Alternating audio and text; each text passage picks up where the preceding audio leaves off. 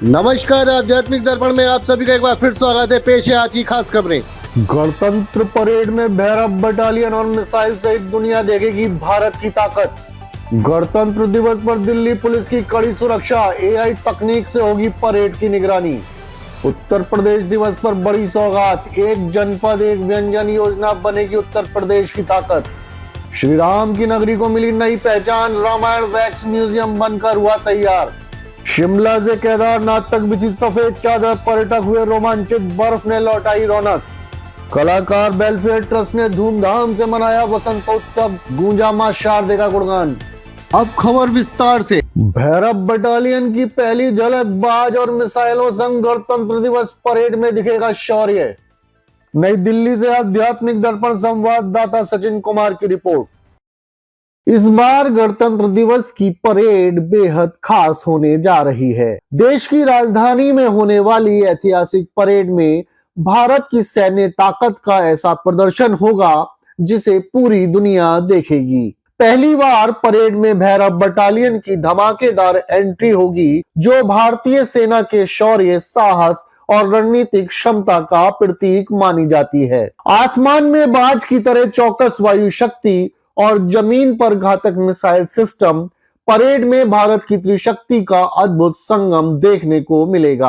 अत्याधुनिक हथियार, स्वदेशी तकनीक और अनुशासित सैन्य टुकड़ियां यह संदेश देंगी कि भारत शांति चाहता है, लेकिन शक्ति के साथ। भैरव बटालियन की पहली झलक, मिसाइलों की गर्जना और सैन्य अनुशासन का ये प्रदर्शन न सिर्फ देशवासियों का सीना गर्व से चौड़ा करेगा, बल्कि दुनिया को भी भारत की रक्षा क्षमता और आत्मनिर्भरता का एहसास कराएगा। गणतंत्र दिवस परेड जहां शौर्य बोलेगा और भारत की ताकत दिखाई देगी। नई दिल्ली से आध्यात्मिक दर्पण संवाददाता सचिन कुमार की ये खास रिपोर्ट। इंडियन आर्मी के इतिहास में पहली बार ऐसा हो रहा है कि किसी भी एक नई बटालियन, जिसको अभी रेज हुए बहुत कम समय हुआ है, और उसको ये मौका दिया जाए कि वो करते हुए पथ पर, रिपब्लिक डे परेड पर तथा साथ में आर्मी डे परेड पर एक ही साल के अंदर मार्च करें। तो हम इस चीज के लिए बहुत अपने आप को लकी महसूस कर रहे हैं, गौरवान्वित महसूस कर रहे हैं कि हमें ये मौका मिला है और इस चीज के लिए हम पूरे तैयार हैं। आप लोग को जो टारगेट होता है, आपका जो काम होता है, काफी चुनौतीपूर्ण होता है, और इस तरह से जब सारी कोशिशें होती हैं तब आपको याद किया जाता है आपकी जो जरूरत है, उसके बारे में क्या कहना चाहिए? हमें जिस तरह का टास्क हमें दिया जा सकता है, हमें उसी तरह की, उसी कड़ी चुनौतियों की ट्रेनिंग दी गई है, और हमें इस हिसाब से ट्रेनिंग देके इस हिसाब से काबिल बनाया गया है कि हमें जो कोई भी टास्क मिले, चाहे वो किसी भी टेरेन में हो, किसी भी एरिया में हो, किसी भी परिस्थिति में हो, हम उसको सक्सेसफुली एग्जीक्यूट कर सके और सक्सेसफुली कंप्लीट कर सके। We are representing all Scout battalions. There are troops consist of Arunachal Scouts, Ladakh Scouts, Sikkim Scouts, Garhwal Scouts, Dogra Scouts and Kumaon Scouts. इसमें 144 ORs है, 3 JCOs एंड 1 ऑफिसर, जो कि troop composition है command condition का। आप अभी जिस तरह से ड्रेसअप है, ये हाई एल्टीट्यूड सबके लिए जरूरी होता है, क्या कुछ चुनौतियां होती है आपको? ये जो आप देख सकते हैं, ये इसको ECWCS, ये स्पेशल क्लोथिंग है, इसको 3 लेयर सूट भी बोलते हैं। इसमें 3 लेयर्स आती हैं, और हमने RI बूट्स भी पहने हैं। ये पूरा किट हमें सब जीरो टेम्परेचर एरियाज में काफी मदद करता है, और ये हमें, ये जो RI बूट्स हैं, ये हमें फ्रॉस्ट बाइट से बचाता है। आरवीसी जो है, remount veterinary core, Indian army की वो कोर है जो पशुओं के साथ डील करती है। कोई भी आर्मी एनिमल हो, जो एनिमल कंट्री को रिक्वायर्ड है, उसकी ब्रीडिंग, रेयरिंग, ट्रेनिंग, सब काम आरवीसी की जिम्मेवारी होती है। तो आरवीसी पहले डॉग्स के लिए और हॉर्सेज, म्यूल्स के लिए फेमस थी, लेकिन धीरे धीरे टाइम के साथ में जैसे जरूरत महसूस हुई ऑपरेशंस के हिसाब से, इस संस्था ने, इस ऑर्गेनाइजेशन ने अपने आप को इवॉल्व किया है, और दूसरे जो क्षेत्र हैं, जैसे कि ये ड्रोन्स की को न्यूट्रलाइज करने के लिए रैप्टर्स की ट्रेनिंग हो, हाई ऑल्टीट्यूड में वहीं के रहने वाले झंस्कार पोनीज की जो लद्दाख में यूज हो रहे हैं, उनकी ट्रेनिंग हो, या बैक्टीरियन कैमल्स जो वो बर्फीले रेगिस्तानों में पाए जाते हैं, उनकी ट्रेनिंग हो, उन सबको ट्रेन करके, और उनको जब अपने आप को उन्होंने प्रूव किया, तो इस आरवीसी कंटिजेंट का हिस्सा बना के आज आम जनता के दिखाने के लिए, इसी वजह से लोगों का इनमें इतना इंटरेस्ट भी आप देख पा रहे हैं। क्योंकि ये सब चीजें हम आदमी को देखने को नहीं मिलती है, और जब ये पता चलता है कि इंडियन आर्मी इनको यूज कर रही है अपनी ऑपरेशनल और लॉजिस्टिक रिक्वायरमेंट्स के लिए। तो हमें बहुत खुशी होती है कि हमारी जो मेहनत है, हमारे जो सोचने का, जो हमारे सीनियर्स का विजन था हायरार्की का, वो आज सही प्रूव कर रही है अपने आप को। गणतंत्र दिवस परेड में पहली बार एआई का हुआ व्यापक इस्तेमाल, ट्रैफिक सिस्टम लागू, सुरक्षा में हाईटेक कवच। नई दिल्ली से आध्यात्मिक दर्पण संवाददाता सचिन कुमार की रिपोर्ट। गणतंत्र दिवस 2026 को लेकर दिल्ली पुलिस ने सुरक्षा और ट्रैफिक मैनेजमेंट के लिए हाईटेक तैयारियां पूरी कर ली हैं। इस बार रिपब्लिक डे परेड में पहली बार आर्टिफिशियल इंटेलिजेंस का व्यापक इस्तेमाल किया जा रहा है। परेड क्षेत्र और उसके आसपास की निगरानी के लिए दिल्ली पुलिस के जवान एआई ग्लासेस पहनेंगे जो फेशियल रिकॉग्नाइजेशन सिस्टम से लैस होंगे।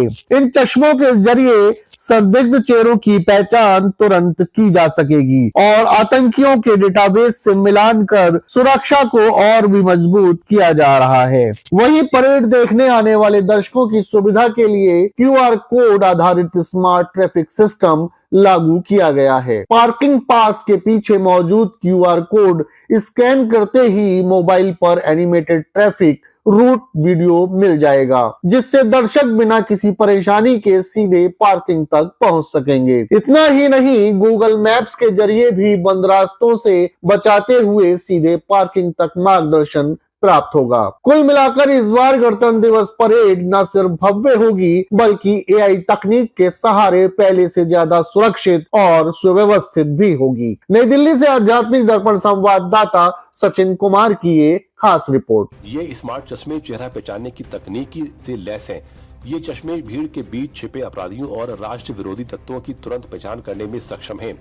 यदि वांछित व्यक्ति ने मेकअप किया हो, मास्क पहना हो या दाढ़ी रखी हो तो भी पहचान की जा सकेगी। ये स्मार्ट चश्मे भीड़ में चेहरों को स्कैन कर कुछ ही सेकंड में उन्हें पुलिस रिकॉर्ड से मिला सकते हैं। अगर कोई चेहरा रिकॉर्ड से मेल खाता है तो चश्मा पहनने वाले पुलिसकर्मी को तुरंत अलर्ट मिल जाएगा। किसी ने कपड़ों के अंदर कोई हथियार या प्रतिबंधित वस्तु छुपाई है तो उसकी भी पहचान हो सकेगी।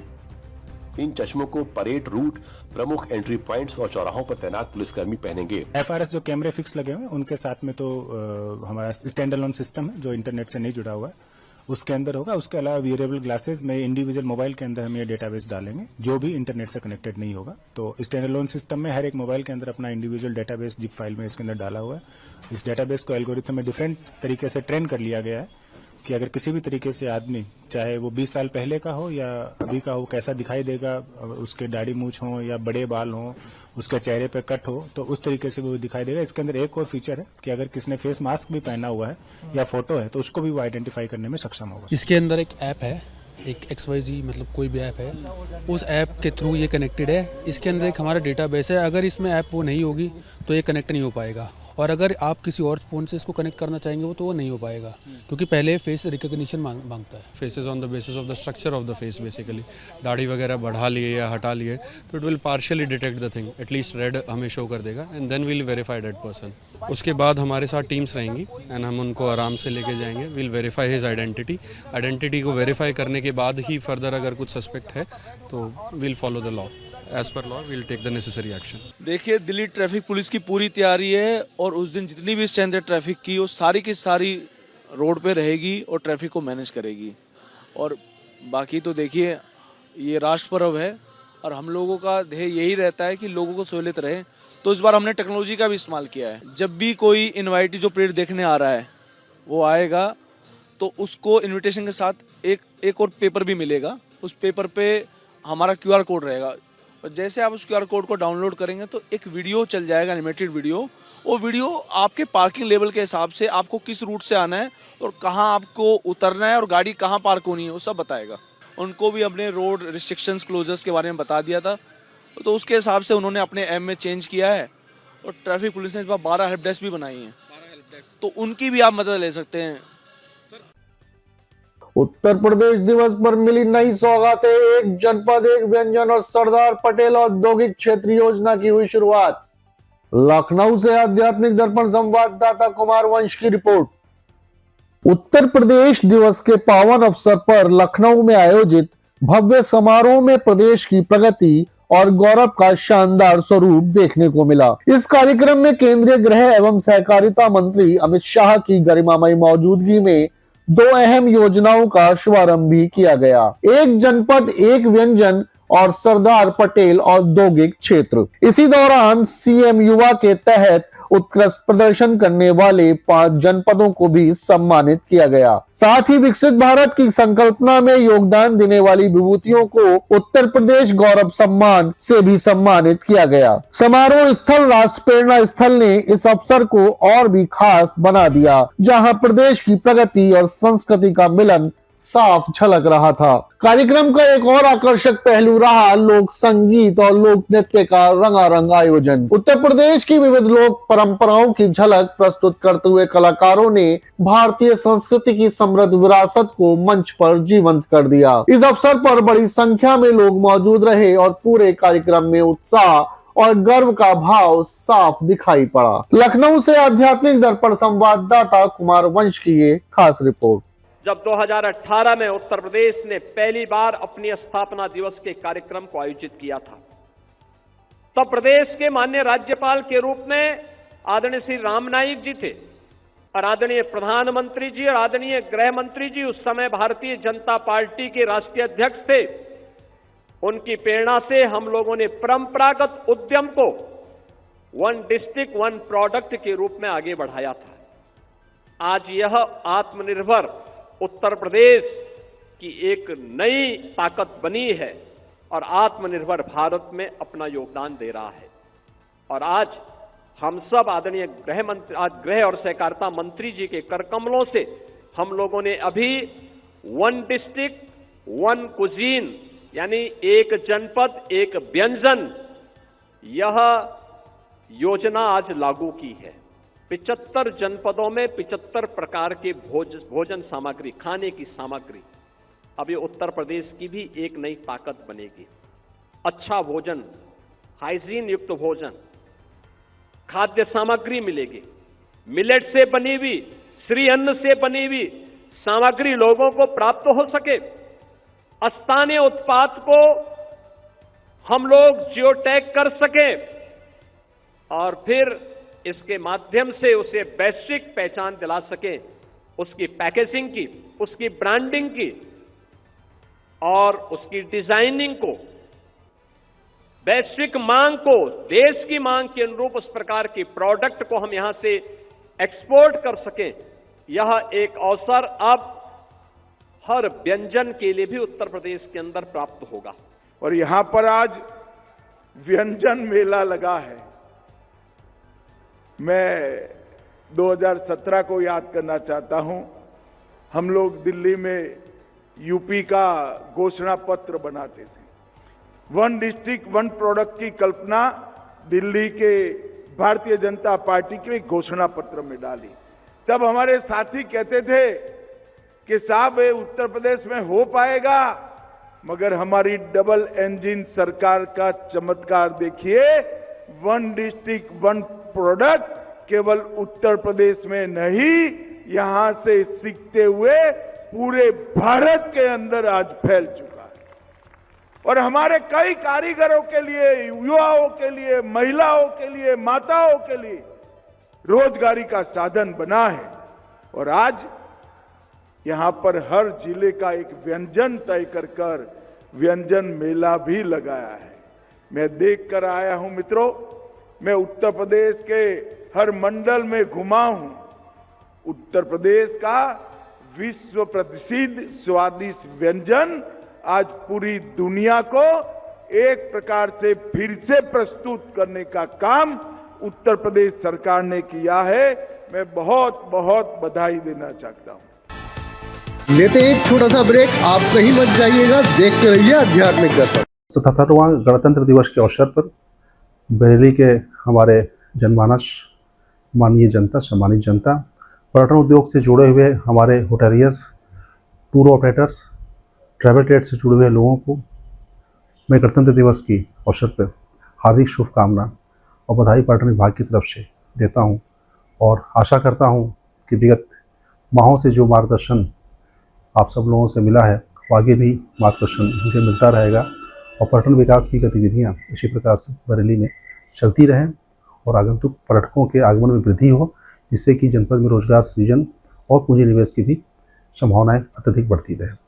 धन्यवाद। गणतंत्र दिवस के लिए भी आप लोग को अग्रिम शुभकामनाएं। समस्त बरेली वासियों, प्रदेश वासियों एवं देशवासियों को बीइंग स्पिरिचुअल फाउंडेशन, आध्यात्मिक दर्पण डिजिटल न्यूज चैनल एवं संवाद दिल से परिवार की ओर से गणतंत्र दिवस की ढेरों ढेरों बधाइयां एवं हार्दिक शुभकामनाएं। आइए राष्ट्र निर्माण में एकजुट होकर अपना सहयोग प्रदान करें।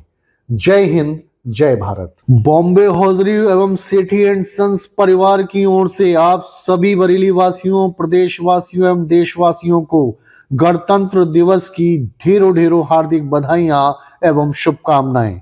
जय हिंद, जय भारत। समस्त बरेली वासियों, प्रदेश वासियों एवं देशवासियों को गणतंत्र दिवस की अनेकों बधाइयां एवं ढेरों ढेरों शुभकामनाएं। निवेदक डॉक्टर विनोद राठौर, गंभीर रोग विशेषज्ञ, global hospital, Harunagla road, Bareilly. सभी देशवासियों को गणतंत्र दिवस की अनेकों अनेक बधाइयां एवं ढेरों ढेरों मंगलमय शुभकामनाएं। निवेदक डॉक्टर विनोद पागरानी, खुशलोक हॉस्पिटल, बरेली। मेरे बरेली बार एसोसिएशन के कनिष्ठ और वरिष्ठ अधिवक्ता साथियों, बरेली वासियों, प्रदेशवासियों और साथ ही देशवासियों को 77वें गणतंत्र दिवस की बहुत बहुत हार्दिक शुभकामनाएं और बधाइयाँ। मैं अपेक्षा करूँगा आने वाला गणतंत्र दिवस के बाद का समय आपके और हमारे सभी के परिवारों में खुशहाली लेके आए। बहुत बहुत धन्यवाद। सभी बरेली वासियों, प्रदेश वासियों एवं देशवासियों को 77वें गणतंत्र दिवस की हार्दिक बधाई एवं शुभकामनाएं। स्वादिष्ट भोजन का सर्वोत्तम स्थान क्वालिटी रेस्टोरेंट, डीडीपुरम, बरेली। समस्त बरेली वासियों, प्रदेश वासियों एवं देशवासियों को गणतंत्र दिवस की अनेकों अनेक हार्दिक शुभकामनाएं। किसी भी प्रकार की आंखों की परेशानी हेतु सर्वोत्तम इलाज हेतु पधारें Parijat eye care hospital, doctor Brahmresh Sharma, near सूधनम काटा, बरेली। समस्त बरेली वासियों एवं देशवासियों को गणतंत्र दिवस की हार्दिक बधाई एवं शुभकामनाएं। निवेदक रामा श्यामा पेपर्स लिमिटेड, बरेली। बैल कोलू कच्ची घानी सरसों का तेल, नाम ही पहचान है। बैल कोलू कच्ची घानी सरसों का तेल, नाम ही पहचान है। 62 वर्षों से आपके भरोसे और फैशन का प्रतीक सेठी सन्स, बॉम्बे होजियरी फैमिली की विश्वसनीय इकाई। यहाँ मिलेगा स्टाइलिश जेंट्स कलेक्शन, आकर्षक लेडीज फैशन और प्यारे प्यारे किड्स वियर, सब कुछ एक ही जगह पर। सेठी सन्स, परंपरा, विश्वास और फैशन का संगम। ब्रेक के बाद आप सभी का हार्दिक स्वागत है। अयोध्या में तैयार हुआ भव्य रामायण वैक्स म्यूजियम, रामायण काल से साक्षात करेंगे राम भक्त। अयोध्या से आध्यात्मिक दर्पण संवाददाता कुमार उदय की रिपोर्ट। अयोध्या एक बार फिर आस्था और इतिहास का साक्षी बनने जा रही है। श्री राम की नगरी में करोड़ों की लागत से तैयार हुआ भव्य रामायण वैक्स म्यूजियम अब पूरी तरह बनकर तैयार है। 2 मंजिला इस म्यूजियम में रामलला से लेकर संपूर्ण रामायण काल को जीवंत रूप में दर्शाया गया है, जहां श्रद्धालु न सिर्फ देखेंगे बल्कि राम कथा का अनुभव भी कर सकेंगे। म्यूजियम के शुरुआती हिस्से में रामलला के बाल रूप, उनके जीवन प्रसंग और मर्यादा पुरुषोत्तम श्री राम की यात्रा को बेहद सजीव ढंग से प्रस्तुत किया गया है। आधुनिक तकनीक और कलात्मक वैक्स प्रतिमाओं के जरिए त्रेता युग की गाथा आज के युग से जुड़ती साफ दिखाई दे रही है। बताया जा रहा है कि इस भव्य रामायण वैक्स म्यूजियम का उद्घाटन मुख्यमंत्री योगी आदित्यनाथ द्वारा किया जाएगा, जिसका राम भक्त बेसब्री से इंतजार कर रहे हैं। यह म्यूजियम न सिर्फ पर्यटन को नई दिशा देगा बल्कि अयोध्या की आध्यात्मिक पहचान को भी और मजबूत करेगा। अयोध्या से आध्यात्मिक दर्पण संवाददाता कुमार उदय की ये खास रिपोर्ट। दुनिया का फर्स्ट रामायण वैक्स म्यूजियम बनकर तैयार हो गया। ये नगर निगम का हेल्प से बना हुआ म्यूजियम है और लैंड 2.5 एकड़ लैंड और नगर निगम में हम लोग को डोनेट किया पीपीपी प्रोजेक्ट में। मैं एक्चुअली मैं केरला से हूँ। मैं इसे टेंडर में पीपीपी प्रोजेक्ट मिला मेरे को और इधर आके बिल्डिंग बनाया। एकदम सुंदर साउथ इंडियन आर्किटेक्ट का डिजाइन बना के म्यूजियम का बाहर से सब बनाया, अंदर रामायण स्टोरी बना के रखा है। रामलला से लेके पूरा राम जी का बचपना, उधर से वाल्मीकि जी, देन पूरा उसका फैमिली का, देन राम जी का वनवास स्पेशल एक एरिया बन चुका है। सब इधर पब्लिक के लिए रेडी हूँ। जल्दी से जल्दी योगी जी का हाथ से इसको खाड़न करना है, इसके लिए वेटिंग कर रहा हूँ और बातचीत हो रहे हैं ऑफिस से। जल्दी से जल्दी ओपनिंग हो जाएगा, पब्लिक को ओपन हो जाएगा। ये लगभग 10 करोड़ का प्रोजेक्ट है। 6 करोड़ तक अभी हम लोग उसका, ये एक्चुअली खेती था, हम लोग पूरा मिट्टी डाल के एकदम फुल सेटअप बना के 10,000 स्क्वायर फीट का बिल्डिंग बना के first and ground and first floor 2 floor का 10,000 स्क्वायर फीट में हम लोग वैक्स मॉडल रामायण म्यूजियम बन के तैयार हो गया। खासियत है इसकी, कौन कौन से ऐसे दृश्य हैं जिसे देखकर श्रद्धालुओं को काफी अच्छा लगेगा? कौन कौन से ऐसे सीन हैं, कैसे बना हुआ है? रामायण स्टोरी एक साइड से चालू होता है। फर्स्ट एंट्री में रामलला राम मंदिर में रामलला थोड़ा ब्लैक कलर का है, स्टोन का पत्थर से बना हुआ है। बट इधर हम लोग वैक्स से बना हुआ, वैक्स से बन तैयार हो गया। इसका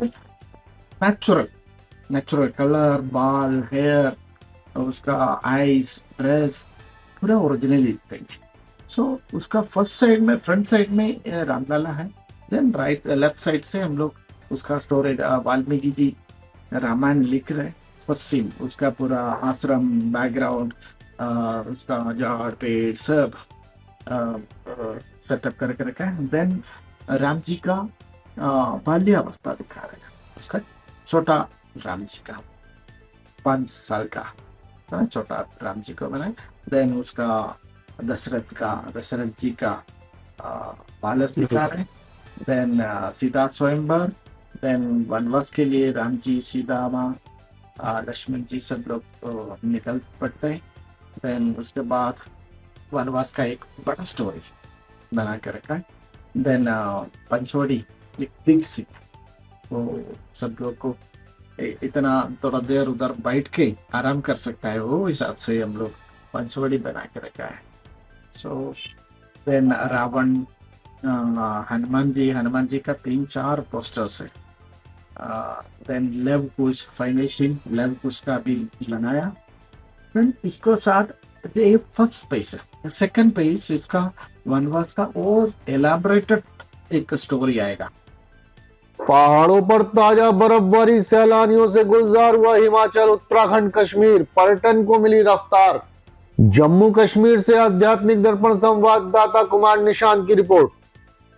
इन दिनों पहाड़ी इलाकों में कुदरत ने अपना सबसे खूबसूरत रूप दिखाया है। हिमाचल प्रदेश, उत्तराखंड और जम्मू कश्मीर में हुई ताजा बर्फबारी के बाद पूरा पहाड़ सफेद चादर में लिपट गया है। शिमला की टॉय ट्रेन से लेकर केदारनाथ धाम और कश्मीर की वादियों तक हर नजारा किसी पोस्ट कार्ड से कम नहीं दिख रहा। बर्फबारी के साथ ही पर्यटन को जबरदस्त रफ्तार मिली है। सैलानियों की भारी भीड़ उमड़ पड़ी है और होटल रिजॉर्ट्स में बुकिंग तेजी से बढ़ रही है। स्थानीय लोग तो खुश हैं ही, साथ ही पर्यटक भी बर्फ में अटखेलियां और प्राकृतिक सौंदर्य का भरपूर आनंद ले रहे हैं। वहीं मौसम विभाग ने अगले 48 घंटों में और बर्फबारी की संभावना जताई है। तापमान जरूर गिरा है, लेकिन पहाड़ों पर उत्साह और रोमांच दोगुना हो गया है। कुल मिलाकर बर्फ उत्सव ने सर्दियों में पहाड़ों की रौनक एक बार फिर लौटा दी है। जम्मू कश्मीर से आध्यात्मिक दर्पण संवाददाता कुमार निशांत की एक खास रिपोर्ट।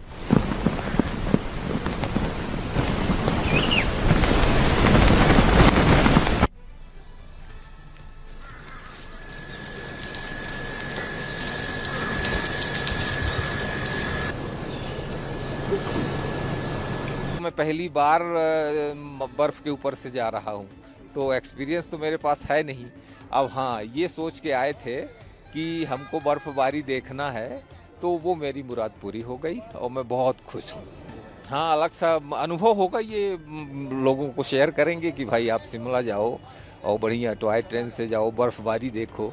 जो अपने भारत की जो प्रकृति है, जो उसका असली आनंद है, वो शिमला में मिलेगा। बहुत टाइम बाद यहाँ पे स्नोफॉल हो रहा है। भाद्रपुर जो बिलासपुर की एक हाइट पे चोटी है, और आई थिंक कि भी यहाँ कोई 3 साल बाद ऐसी बर्फबारी हो रही है जो हैवी स्नोफॉल है यहाँ की, और बहुत ही आनंदित महसूस कर रहे हैं हम, और बहुत मजा आ रहा है। राष्ट्रीय अध्यक्ष सहित कलाकारों की गरिमामय उपस्थिति में कलाकार वेलफेयर ट्रस्ट ने धूमधाम से मनाया बसंतोत्सव। बरेली से आध्यात्मिक दर्पण संवाददाता आशीष जौहरी की रिपोर्ट। बरेली में कलाकार वेलफेयर ट्रस्ट की ओर से बसंतोत्सव का भव्य आयोजन किया गया, जिसमें कला, संस्कृति और भक्ति का सुंदर संगम देखने को मिला। कार्यक्रम के मुख्य अतिथि बरेली बार एसोसिएशन अध्यक्ष मनोज हरित रहे, जिन्होंने इस अवसर पर मां शारदे का भावपूर्ण गुणगान भी किया। बसंतोत्सव में कलाकार वेलफेयर ट्रस्ट के राष्ट्रीय अध्यक्ष, प्रदेश प्रवक्ता सहित कई वरिष्ठ एवं युवा कलाकारों ने उपस्थित रहकर मां शारदे की वंदना की और सांस्कृतिक प्रस्तुतियों से माहौल को भक्तिमय बना दिया। संस्था की ओर से मुख्य अतिथि मनोज हरित का माल्यार्पण कर भव्य स्वागत भी किया गया। कार्यक्रम में हवन पूजन, भजन कीर्तन के साथ साथ भंडारे का भी आयोजन किया गया, जिसमें बड़ी संख्या में बरेली वासियों ने सहभागिता की। पूरा आयोजन बसंत के उल्लास, श्रद्धा और सामाजिक सौहार्द का प्रतीक बनकर उभरा। बरेली से आध्यात्मिक दर्पण संवाददाता आशीष जौहरी की ये खास रिपोर्ट।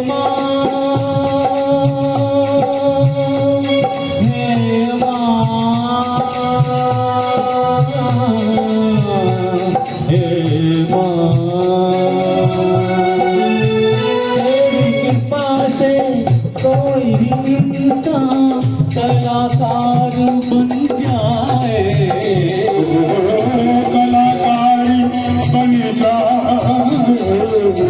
मेरा आपकी कृपा से सब काम हो रहा है, मेरा आपकी कृपा से सब काम हो रहा है, आपकी कृपा से सब काम हो रहा है।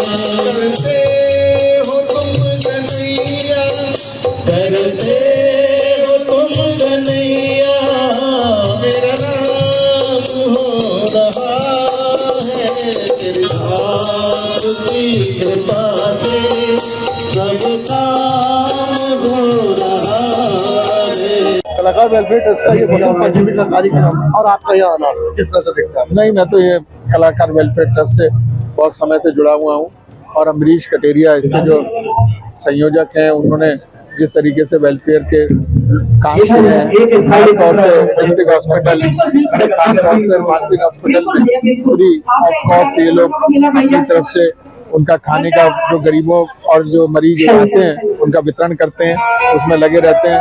और इस मंदिर से हमारे पंडित जी हैं, मेरे साथी कलेक्टर, उनका आशीर्वाद है इस मंदिर में। खासतौर से मुझे ध्यान भी नहीं, मुझे कई साल क्या 20वें साल आते हुए थे, और हमेशा से उनका आशीर्वाद मेरे साथ बना रहता है। बड़ा ये शानदार कार्यक्रम का आयोजन किया गया। क्या क्या कार्यक्रम आपने रखे हैं और क्या क्या? हम लोग कलाकार वेलफेयर ट्रस्ट के माध्यम से हर वर्ष जो है माँ सरस्वती की कृपा से सिर्फ सारे कलाकार मिलके जो है माता सरस्वती का जन्मोत्सव मनाते हैं, जिसमें हम सबसे पहले माँ सरस्वती जी का पूजन, हवन, यज्ञ करते हैं, और उसके पश्चात महायंत्र पूजन करते हैं, पुस्तक पूजन करते हैं, और साज पूजन करने के बाद फिर हम लोग भजन कीर्तन करते हैं, और भजन कीर्तन जैसे ही शुरू होता है वैसे भंडारे का शुभारंभ कर देते हैं। इसके बाद भंडारा तो लगातार जैसे पूजन खत्म होता है और भोग लगता है और भजन शुरू होता है, भंडारा शुरू हो जाता है। मैं सभी के लिए निवेदन करूंगा, माँ सरस्वती की कृपा हमारे भारतवर्ष के प्रत्येक बच्चे पर होनी चाहिए, क्योंकि कहते हैं पढ़ेगा इंडिया तो बढ़ेगा इंडिया, और आज की डेट में माँ सरस्वती की कृपा पढ़ाई से ही नहीं, संगीत से भी है। आज संगीत से लोगों ने देश दुनिया में भारतवर्ष का नाम रोशन किया है, और संगीत एक ऐसी विधा है जो हमारे भारतीय संस्कृति का एक ऐसा स्तंभ है जो नकारा नहीं जा सकता।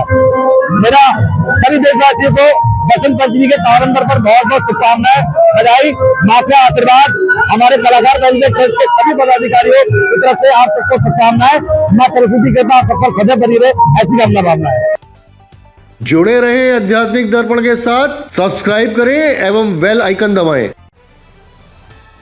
आध्यात्मिक, धार्मिक, सामाजिक, सांस्कृतिक एवं राजनीतिक खबरों का सर्वोत्तम मंच।